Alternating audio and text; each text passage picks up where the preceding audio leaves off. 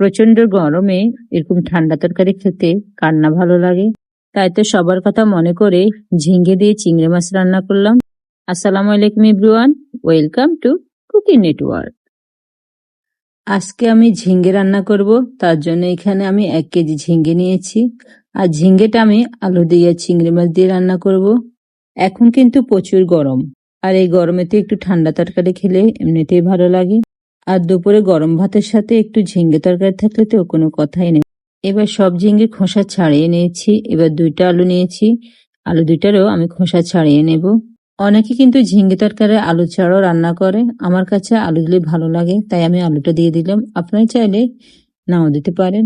ঝিঙ্গে দিয়ে আলু দিয়ে রান্না করার জন্য আমি আলুটাকে একটু মোটা করে কেটে নেব। আপনারা চাইলে পাতলা করে কেটে নিতে পারেন। এবার ঝিঙ্গেটাকে ঠিক আমি একই রকম ভাবে কেটে নেব। সব ঝিঙ্গে আলু আমার কাটা শেষ। এবার আমি একটা ঝাঁঝে নিয়ে নিচ্ছি। এবার আমি রান্না করার জন্য চলে যাচ্ছি। একটি কড়াইতে কিছু পরিমাণ তেল দেব, আর তেলটা একটু গরম হয়ে আসলে আমি এর মধ্যে কিছু পেঁয়াজ কুচি দিব। দিচ্ছি 1 চামচ লবণ। লবণটা দিয়ে আমি একটু নেড়ে ছেড়ে দিচ্ছি। এবার এখানে কিছু চিংড়ি মাছ দিয়ে দিব, আর চিংড়ি মাছগুলো আমি ধুয়ে একদম পরিষ্কার করে নিয়েছি। চিংড়ি মাছ আর পেঁয়াজ একটু ভাজা হয়ে আসলে দিয়ে দিচ্ছি 1 চামচ রসুন বাটা। রসুন বাটা দিয়ে আমি আবার একটু নেড়ে ছেড়ে দিব। এবার দিয়ে দিচ্ছি 1/2 চামচ হলুদের গুঁড়ো, আর 1 চামচ দিচ্ছি লাল মরিচের গুঁড়ো। এই ঝিঙে রান্নাতে আমি পরে কাঁচামরিচ ব্যবহার করব, তার জন্য আমি এখানে লাল মরিচটা কমিয়ে দিচ্ছি।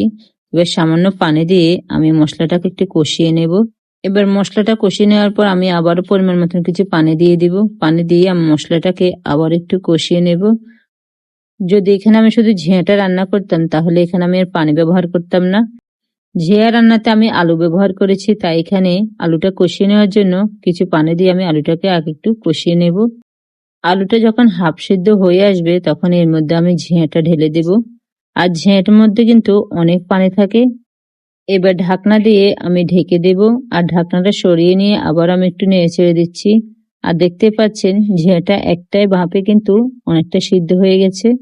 যারা শুধু ঝিঙে রান্না করবেন তারা ঝিঙেতে কোনো পানি ব্যবহার করবেন না। মশলাটা কষে নেওয়ার পর যখন যে পানিটা দেবেন ওই পানিতে ঝিঙেটা কিন্তু রান্না পুরোটাই কমপ্লিট হয়ে যাবে। আর শুধু ঝিঙে রান্না করলে 10 থেকে 15 মিনিট সময় লাগবে, আর আলু দিয়ে রান্না করলে হয়তো 30 মিনিট সময় লাগবে, এর বেশি কিন্তু আর লাগবে না। আপনারা দেখতেই পাচ্ছেন আমার ঝিঙেটা কিন্তু একদম পুরোটাই রান্না হয়ে গেছে। আমি ঝিঙে দেওয়ার পর কোনো পানি ব্যবহার করিনি, আগে যা দিয়েছি আর কিন্তু আমি কোনো পানি ব্যবহার করিনি। আমার আলুটাই পুরো সিদ্ধ হয়ে গেছে।